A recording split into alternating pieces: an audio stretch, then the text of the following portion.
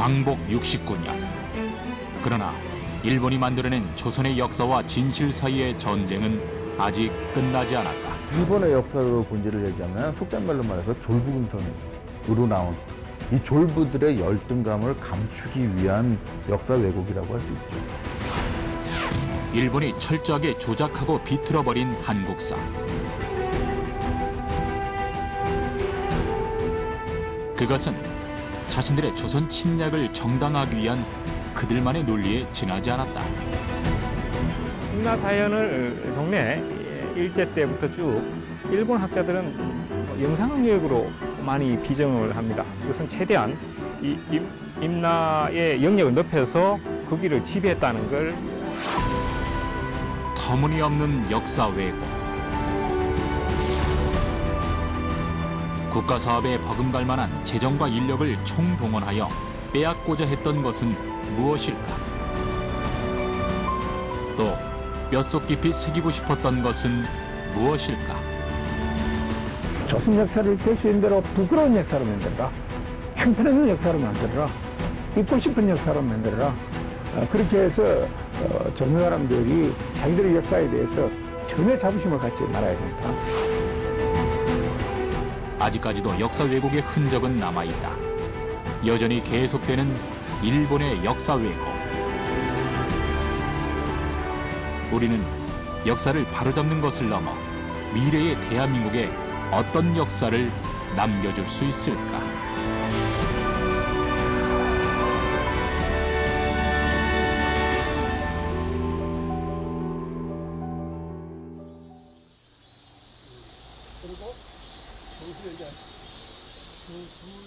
지난 1일 제작진은 봉천동의 한 공원을 찾았다. 이곳에 일본이 박아놓은 말뚝이 있다는 것을 확인하기 위해서였다. 제작진에게 이 제보를 한 사람은 일제 새말뚝 제거 운동을 벌이고 있는 소윤아 씨. 그의 말대로 이곳 상도공원에는 정체 모를 시멘트 기둥이 세워져 있었다. 이것은 양녕대군이 자주 올라 나라를 걱정했다고 하여 국사봉이라고 이름 붙여진 곳인데 1940년 조선 총독부 고시로 상도공원이 되었다. 소윤아 씨는 당시에 이 시멘트 기둥이 세워진 것이라고 주장했다.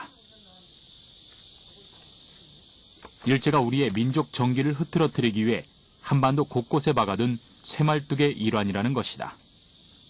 하지만 일본에서 설치한 것으로 주장할 뿐 속단하기에는 이르다. 30년 가까이 일제의 쇠말뚝 뽑는 일에만 매달려온 소윤아 씨.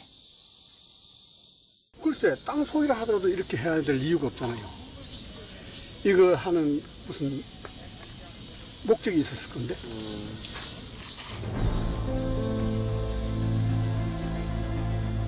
세월의 흙이 깎여 기둥의 밑동이 다 드러날 때까지 누구도 그 존재 이유에 의문을 품지 않았다. 그의 말대로라면 이 기둥은 대체 언제부터 이곳에서 우리를 지켜보고 있었던 것일까? 땅이 이만큼 높았는데 지금 깎여 내려가가지고 지금 이게 올라왔어요. 이게 원래 땅 속에 있던 거예요. 그렇다면 상당히 오래됐죠? 땅이 이만큼 깎여 내려갈 정도면. 그의 나이 41살이던 1985년. 소윤아 씨의 일제 새말뚝 뽑기 운동은 그때부터 시작됐다. 그렇게 뽑아낸 쇠말뚝이 현재까지 약 370여 개. 경상도, 전라도, 충청도 등 지역을 불문하고 쇠말뚝이 박혀 있었다. 쇠말뚝이 박혀 있었던 곳의 공통점을 찾자면 풍수지리학적으로 우리 민족의 정기가 흐르는 곳이라는 점. 그런데 더욱 놀라운 것은 이러한 그의 주장이 단순히 추측만은 아니라는 사실이다. 이것이 언제부터냐? 그래서 1894년 가토마루 장군이 백도에서 쇠말뚝을 박았다. 그것은 누가 그런 소리를 했느냐? 야마시타 도모유키가 죽기 직전에 양심선언한 거예요. 일본의 총사령관이었던 야마시타 토모유키의 고백에 따라 쇠말뚝을 뽑기 시작했다는 것. 그런데 이것이 한두 사람의 만행이 아닌 치밀한 계획하에 진행되었다는 것이다. 한반도 곳곳에 박혀있는 쇠말뚝이 대한민국의 앞날을 암담하게 만들 흉물이라면 우리의 미래를 밝게 만들기 위해서라도 그는 쇠말뚝 뽑는 일을 멈출 수 없다고 했다. 지금도 하고 있다는 거예요. 지금도 그 짓을 하고 있다는 말이죠. 그래서 내가 지금 어지간해서는 어떤 위치를 갖다 정확하게 안 남긴다고요.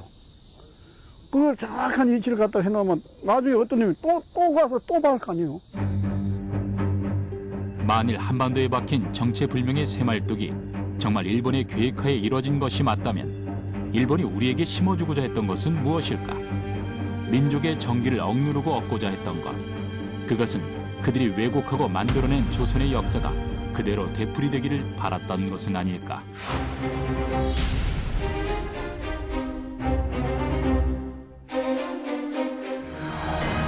식민사관은 타율성론과 정체성론으로 정리된다.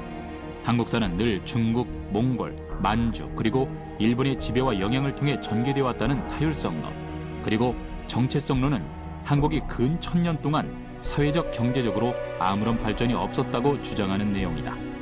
두 가지 모두 한국사의 주체성을 부정하고 일본의 침략과 지배를 합리화하는 논리다. 식민사관이라는 거는 식민 지배를 위해서 역사를 이용하겠다는 의도를 드러내는 거거든요. 사실 사관이라고 좀 있어 보이게 말은 멋있게 붙이는데 역사를 이용하겠다는 뜻 이외에는 아닙니다. 당연히 식민 지배를 마땅한 종족이다 이렇게 몰아가고 싶지 않겠습니까? 그럼 역사적으로 형편없는 종족이라고 몰아가야 되는 거니까 그런 것 중에 하나가 이제 한국 역사가 시작도 늦었고 주변 침략에 시달렸고 그래서 발전도 늦고 이런 논리가 많이 남아있죠. 그래서 일본은 무려 16년간 총 35권, 24,000페이지에 달하는 방대한 분량의 조선 역사를 만들어냈다. 일왕의 명령으로 만들어지고 조선 총독부에서 관리했던 조선사 편수에는 당시 일본 최대의 국가적인 프로젝트였다. 조선사 편수에는 한반도를 누비며 조선 사료를 수집했고 문화재 수탈과 파괴를 일삼으며 우리의 역사를 왜곡해갔다. 그리고 그것은 안타깝게도 광복 69주년을 맞는 현재에 이르기까지 많은 영향을 주고 있다. 조선 총독부 사업의 정체는 이렇습니다. 그냥 될 수 있는 대로 우리 역사의 시간을 가능한 한 좁히고, 그 다음에 강역도 가능한 한 줄이고, 그 다음에 될 수 있는 대로 부끄러운 역사를 만들고, 잊어버리고 싶은 역사, 잊고 싶은 역사를 만들고, 그렇게 하라고 자기들 내부 문서에 다 써져 있는 것입니다. 일본은 조선의 지배를 정당화하기 위한 논리가 필요했고 이를 위해 조선의 역사를 왜곡하고 조작해야만 했던 것이다. 그렇게 해서 왜곡된 역사는 몇 가지로 압축된다.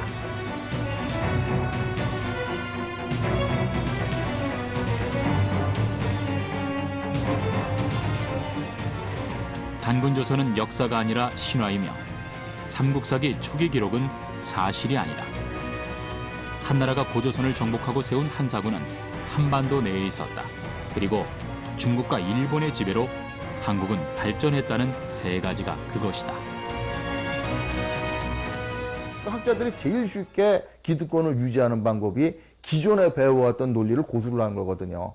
그런데 우리나라 근대에 관련된 게 대부분 근대 시대의 식민지가 됐으니까 다 일본에서 뿌리를 두고 있는 거거든요. 역사학이라고 다르지 않아요.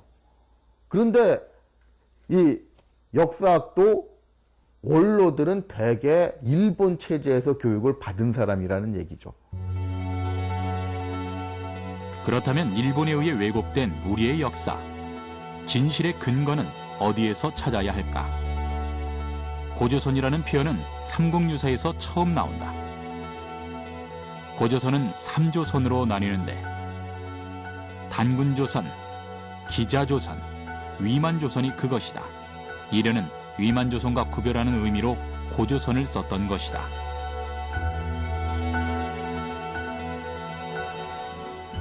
그런데 일본은 단군을 신화로 치부하고 역사가 아니라고 주장한다.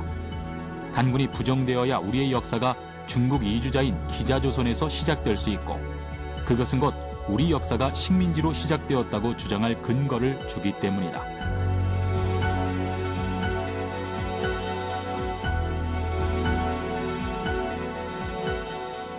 그렇게 사라져버린 우리의 역사가 고조선과 발해인 것이다.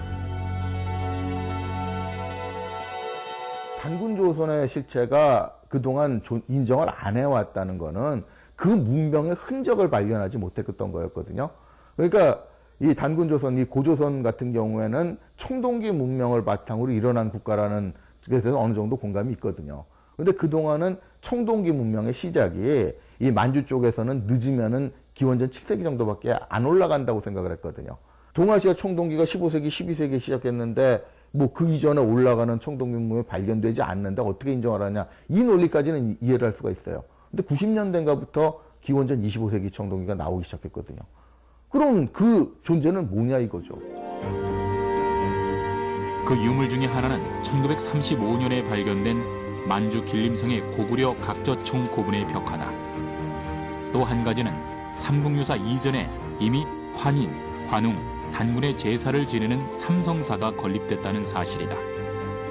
그뿐인가 고고학의 발굴 성과 역시 고조선 건국 시기의 근거를 제공하는 중요한 자료가 된다. 청동기 시대에 성립된 국가가 고조선이기 때문에 청동기의 사용 연도는 곧 고조선의 건국 시기가 되는 것이다. 게다가 기원전 25세기까지 거슬러 올라가는 고인돌의 발견은 고조선이 신화가 아닌 역사임을 입증하고 있다. 고조선의 사람들이 묻힌 무덤 가운데 하나가 고인돌이라고 이제 이야기할 수가 있습니다. 특히 그 요랭성 지역에 있는, 다시 말해서 요동반도에 있는 그 고인돌의 몇 군데는 서로 유물들을 비교해 보면은 BC 20세기, 다시 말해 지금부터 한 4,000년 전에도 고인돌이 일부 축조되었다고 한국의 학자는 물론 그 중국의 학자들도 그 점에 있어서는 상당히 그 동의를 하고 있습니다. 더구나 한반도뿐 아니라 중국 일대에서도 고인돌이 발견되면서 고조선 사람들이 활동하던 지역이 어디까지였는지도 추측할 수가 있게 됐다.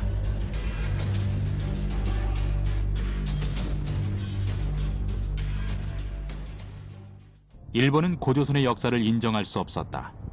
우리 역사에서 고조선이 지워져야만 자신들의 침략 논리가 정당화될 수 있었기 때문이다. 고조선을 지우기 위해서는 단군을 부정해야 했다. 그래서 우리에게 단군은 신화에 불과한 것이라고 가르쳐온 것이다. 고조선은 단군신하고 관계에 있습니다. 다시 말해 고조선 사람들의 건국신화가 단군신화인 겁니다. 그러니까 단군신화를 부정한다는 건 고조선을 부정하고 한국 최초의 국가 행태를 부정하는 겁니다. 한나라가 고조선을 멸망시키고 그 영역에 세웠다는 한의 행정구역이 바로 한사군. 일본에서 주장하는 한사군의 설치 여부와 위치는 중국의 동북공정과 일치한다. 중국은 고조선의 영역이 압록강 북쪽을 넘지 못했다고 주장해왔는데 일본은 이에 더해 한사군 중에 임둔, 낭랑, 진번군이 한반도 내에 있었다고 말한다. 그 한무제가 위만조선을 멸망시키고 거기에다가 한사군을 설치를 했다. 소위 낭랑, 현도, 진번, 임둔인데 그 지역이 어디냐? 지금 평안북도 저기 뭐고 평양을 중심으로 한 그 근처다. 요거는 전혀 사실이 아니거든요. 한사군의 수도였던 낭랑군의 위치를 찾기 위해 가장 중요한 곳은 바로 중국의 갈석산이다. 동양 역사서의 근본이라 평가받는 사기에 따르면 갈석산이 있는 곳이 낭랑군이며 이곳이 바로 만리장성의 기점이라고 한다. 현재의 만리장성은 동쪽 끝 산해관부터 서쪽 끝 가요관까지 이어져 있다. 그런데 왜곡된 역사에서는 사기에서 언급한 낭랑 수성현을 황해도 북단의 수안으로 해석한다. 때문에 중국의 여러 박물관 지도들은 만리장성을 황해도까지 연장해서 표시하게 되었다.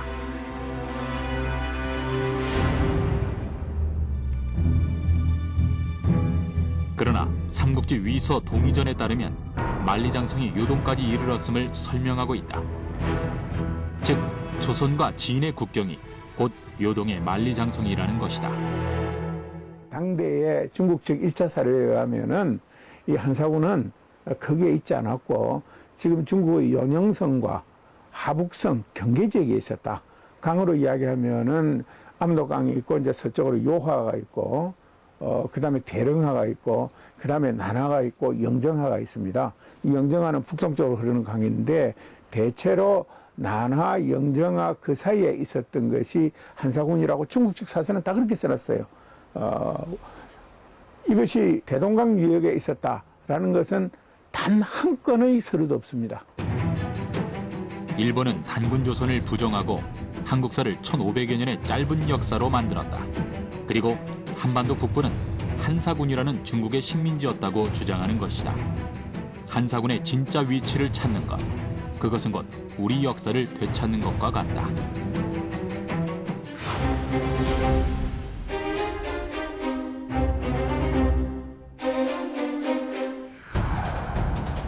한반도 북부를 중국이 지배했다면 남부는 일본이 지배했다고 주장하는 것이다. 일본의 야마토 정권이 백제, 신라, 가야를 지배하고 특히 가야에는 일본부라는 기관을 두어 직접 지배했다는 것이다. 백제 역사가 아무래도 백제 자체의 역사서가 지금 남아있지도 않고 삼국사기는 신라 위주로 쓰여진 흔적이 너무 뚜렷하고 이러다 보니까 또 일본 서기 같은 경우에는 천황 정권 위주로 왜곡된 흔적이 뚜렷한 건데 요 3자의 조합을 잘 조합을 시켜내면은 마치 그 당시 야마토 정권이 백제보다 우위에 있어가지고 백제와 가야를 지배한 것처럼 좀 조작을 해낼 수 있는 거라는 거죠. 임나는 가야를 지칭하는 말이다. 그리고 임나 지역에 속해 있는 4개의 현, 즉 사타, 모루, 상다리, 하다리를 임나사현이라고 한다. 일본의 역사서, 일본 서기에 따르면 일본이 369년부터 562년까지 약 200년간 한반도 남부를 지배했고 그 중심기관이 바로 임나일 본부였다고 한다. 일본이 주장하는 임나일 본부의 또 다른 근거는 광개토 대왕리. 신묘년은 광개토 대왕 1년으로 4세기 후반이었다. 일본은 백제와 신라를 신민으로 삼았다는 부분을 강조하고 있다. 그러나 이 부분의 해석은 단순히 백제가 외를 끌어들여 고구려와 싸웠던 것으로 보고 있다. 일본은 비문 전체의 내용과 관계없이 일부 글자를 확대 해석하는 오류를 범하고 있는 것이다. 임나일 본부서를 반박할 근거는 나주에서 찾아볼 수 있다. 직경이 40m가 넘을 정도의 큰 고분을 비롯해서 40여 기 이상의 고분이 밀집된 반남 고분군이 그것이다. 반남 고분에서 주목할 점은 매장 방법이 한반도 다른 지역에서는 볼 수 없는 독특한 양식이라는 것이다. 하나의 봉투 내에 수개 혹은 수십 개 이상의 시신을 담은 옹관이 합장돼 있는 것. 옹관의 규모도 큰 것은 길이가 3m에 무게가 0.5톤이나 나가는 것도 있었다. 약 100년 정도 전에 일제 때 당시에 이제 일본인들이 와서 한번 당시 기술로는 도굴에 가깝죠. 발굴을 한번 한 적이 있는데 그 안에서 굉장히 놀랄 만한 유물들이 출토가 됐었어요.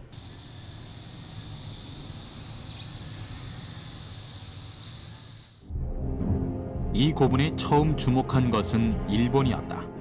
그래서 1917년 대대적인 조사를 벌였고 그 안에서는 최고 지배 계급을 상징하는 유물이 출토되었다.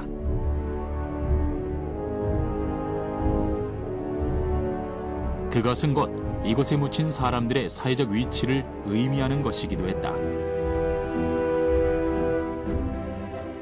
묻혔던 사람들이 상당한 정도의 그 세력가였음을 알 수가 있는 것이거든요. 그래서 이 고분의 규모뿐만 아니라 그 옹관 속에 묻힌 그 세력가의 모습들 이 부장품으로 볼 수 있는요.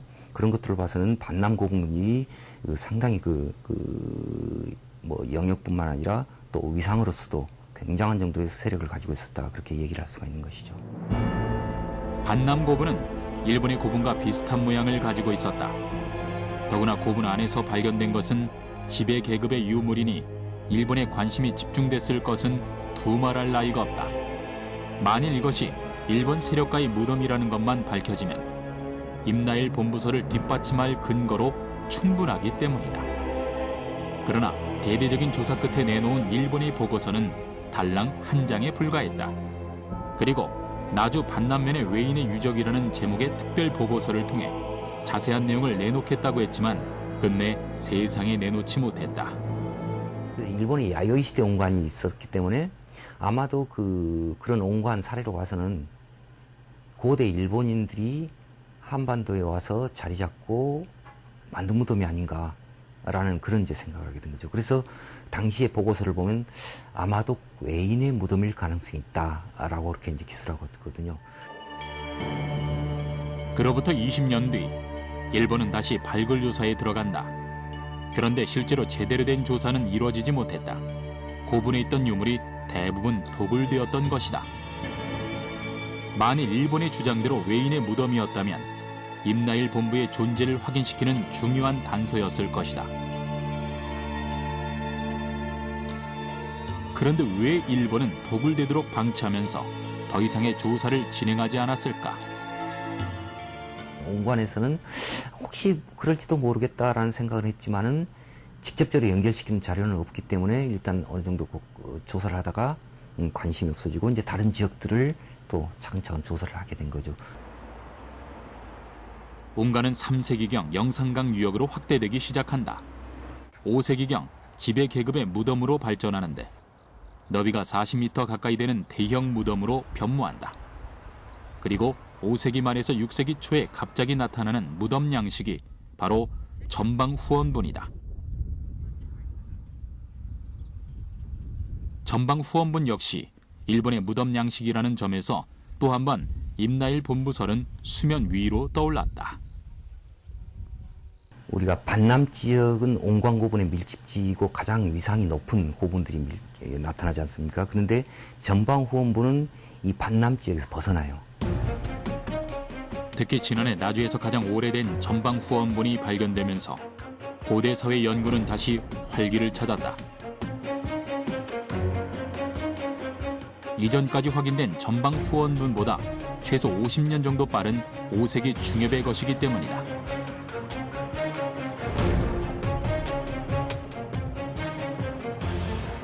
그런데 여기에서 일본의 관심을 끌었던 것은 전방 후원분이 일본 지배 계급의 무덤 양식이라는 점이다.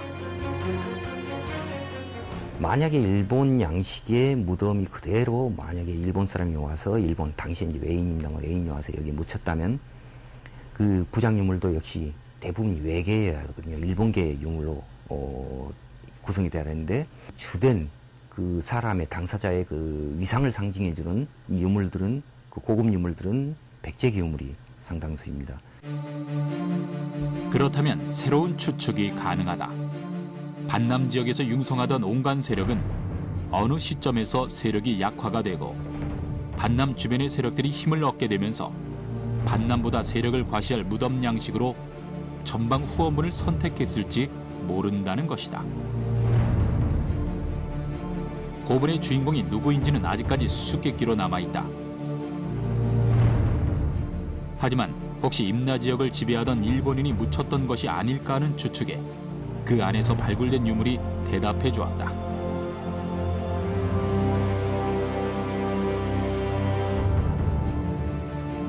만일 일본 사람이 묻힌 것이었다면 유물 역시 일본의 것이어야 한다는 것. 그러나 이곳에서 나온 유물은 대부분 백제나 가야의 유물이었다.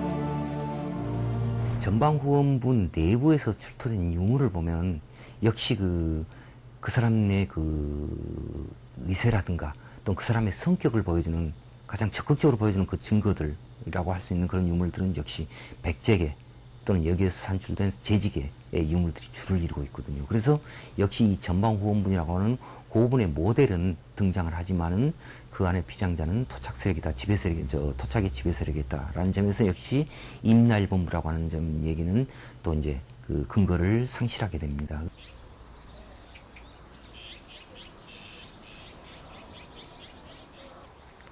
뿐만 아니다. 최근 발견된 또 다른 고분으로 순천 운평리의 고분이 있다.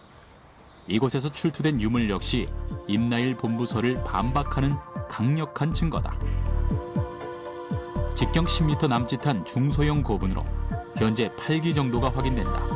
이것이 임나일 본부설을 반박할 수 있는 이유는 현재 전남 동부 지역에서 발굴 조사된 유일한 가약의 고분이기 때문이다. 순천 운평리 고분군은 백제가 전남 동부권을 장악하기 직전인 기원 500년을 전후한 시기에 순천 지역 지배층 무덤이다. 한국 고대 사학계에서는 섬진강 서원의 순천, 광양, 여수 지역을 임나사연으로 보고 있다. 반면 일본에서는 임나사연을 영산강 유역까지 확대하고 있다.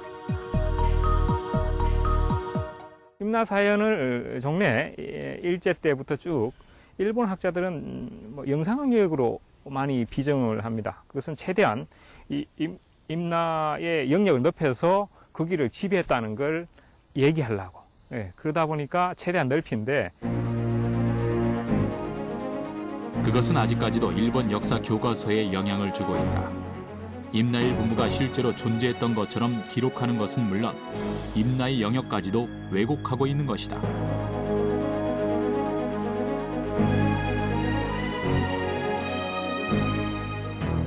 일본 서기를 근거로 한 일본의 임나사연 지도를 보면 370년 무렵에는 충청도 지역을 포함하여 한반도 남부 지역을 거의 대부분 포함한 영역으로 표시하고 있다.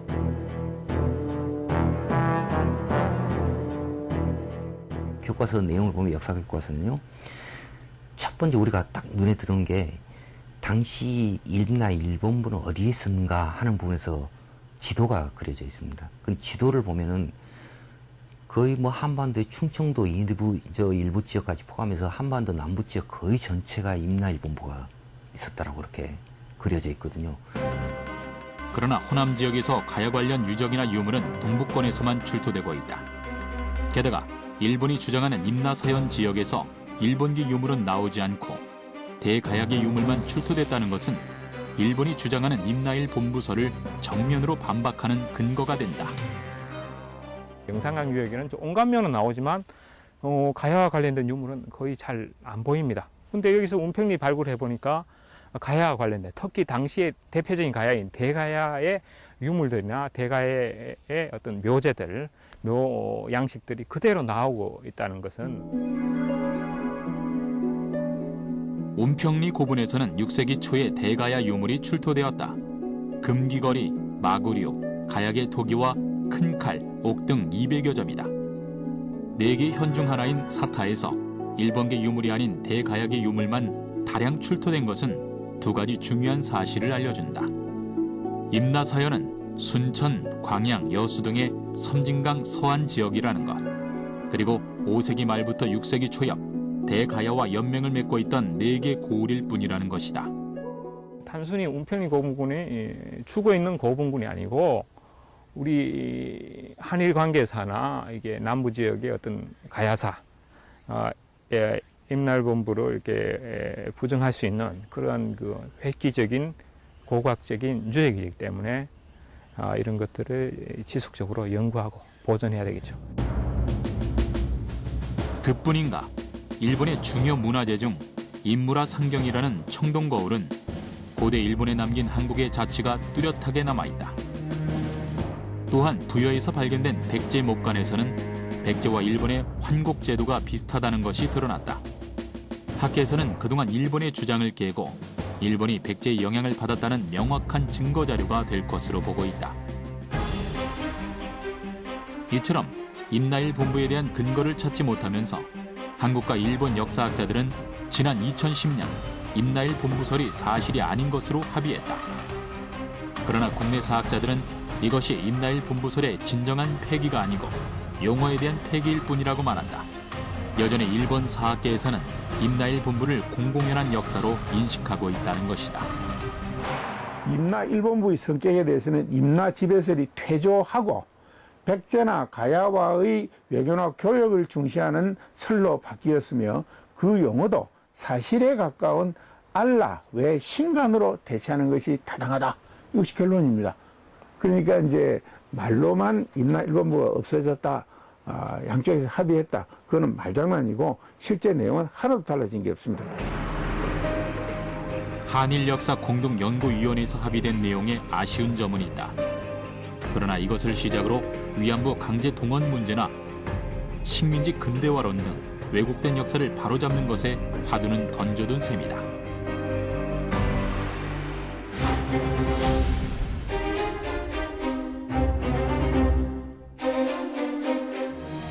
일본 정부가 지난 1965년 한일 국교 정상화 교섭 때 소장하고 있던 우리 문화재를 돌려주지 않으려 했던 정황이 드러났습니다. 태평양 전쟁 당시 일본 군마현 내 공장과 공사 현장에 강제로 징용됐다가 희생된 조선인들을 추모하기 위해 건립된 추모비가 철거될 위기에 처했습니다. 일본이 조작한 역사 왜곡 식민사관. 아직도 역사 왜곡은 계속되고 있다.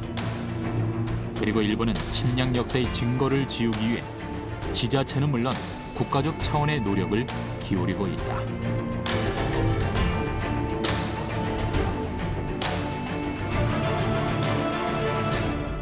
비석 같은 것을 일본 자체 내에서 철거하려고 그렇게 하지만은 저희들도 마땅한 대응책이 없습니다, 솔직하게.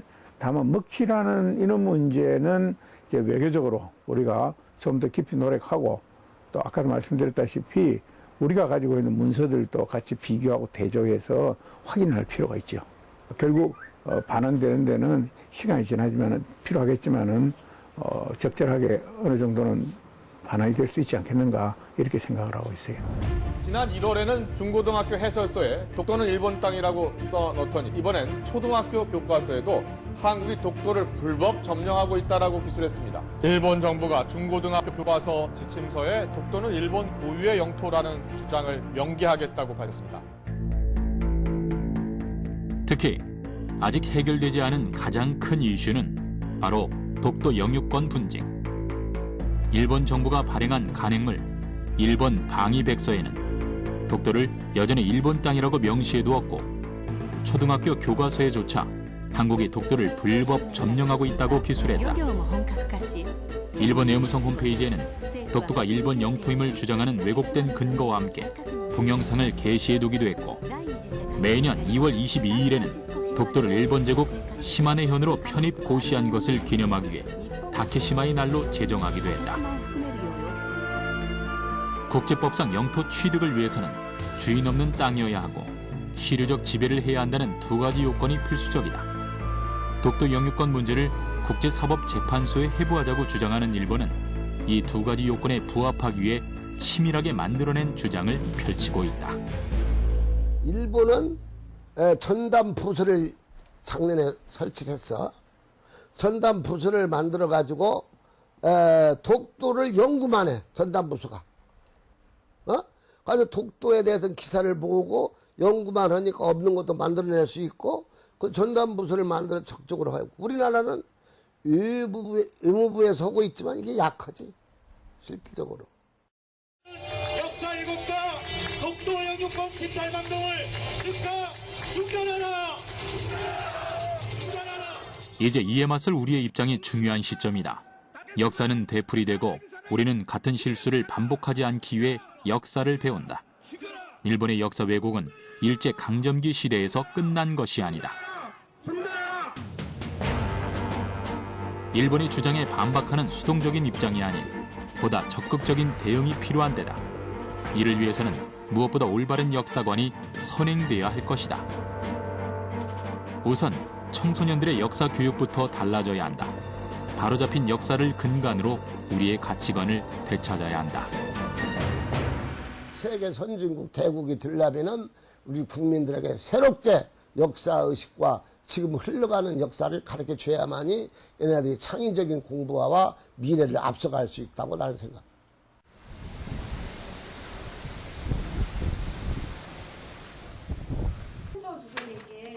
강남의 청소년 수련관. 자발적으로 역사에 대해 공부하고 토론하는 모임이다. 일본에서 얘기를 하고 있어. 뭐 있어나 제대로 알고 있어나. 학교에서의 역사 수업에서 한 발 나아가 무엇이 잘못되었는지를 스스로 찾고 함께 공유한다. 풍장해서 그런 중국을 무찔러야. 중국 쪽에서 북한을 흡수하려고 하는 그런 주장도 있다고 들었어요. 제 생각에는 우리가 해야 될 행동은 그렇게 딱딱하게 행동하는 게 아니라서 그들의 감성을 자극하면서 부드럽게 접근해야 될 것 같아요. 그들에게 짧지만 스스로 준비하는 토론이 계속되다 보면 우리의 역사를 바로잡을 수 있는 기초가 마련될 것이다. 올바른 역사로 인해 민족의 자존감과 정체성을 찾는 것이야말로 우리에게 가장 시급한 과제다. 우리가 관심을 가져야 이제 제대로 눈에 보이듯이 제대로 알아야 이제 그 제대로 된 가치관, 역사 가치관이 생긴다고 생각을 하거든요. 우선은 관심 없는 학생들을 관심 있게 만들려면 자꾸 얘기하고 자꾸 전달하는 게 첫 번째이지 않을까라는 생각을 조심스럽게 해봅니다.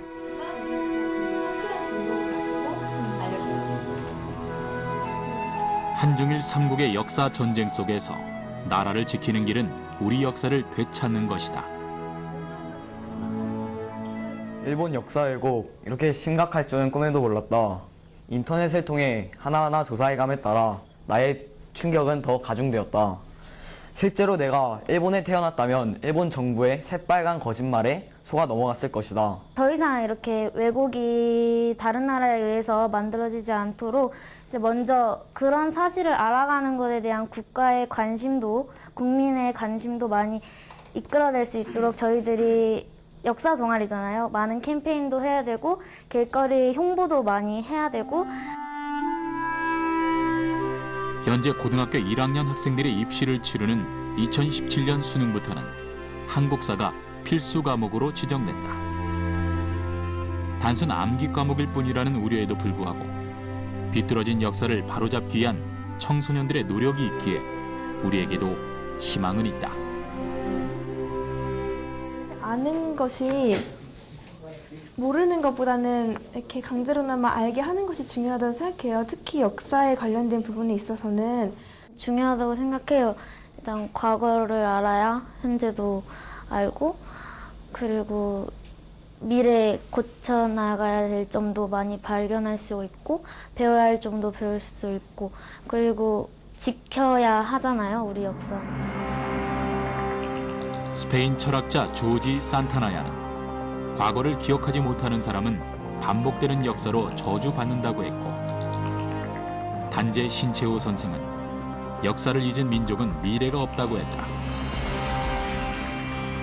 우리가 역사를 배우는 이유는 같은 아픔을 되풀이하지 않기 위해서다.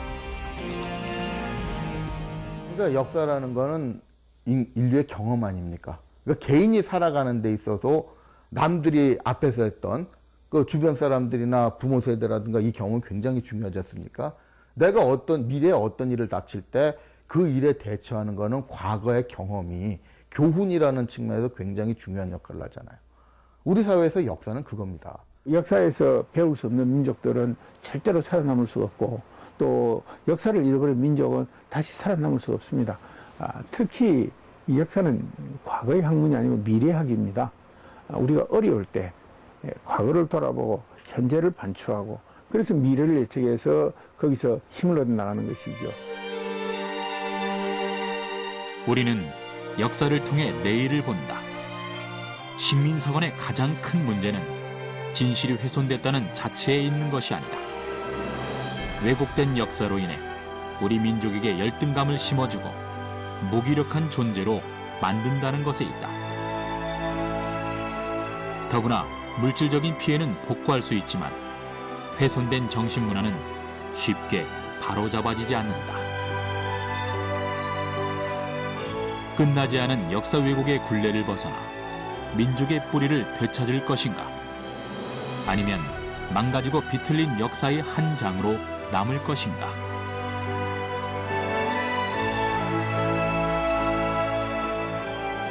지금부터 써내려가야 할 역사가 우리에게 주어진 과제다.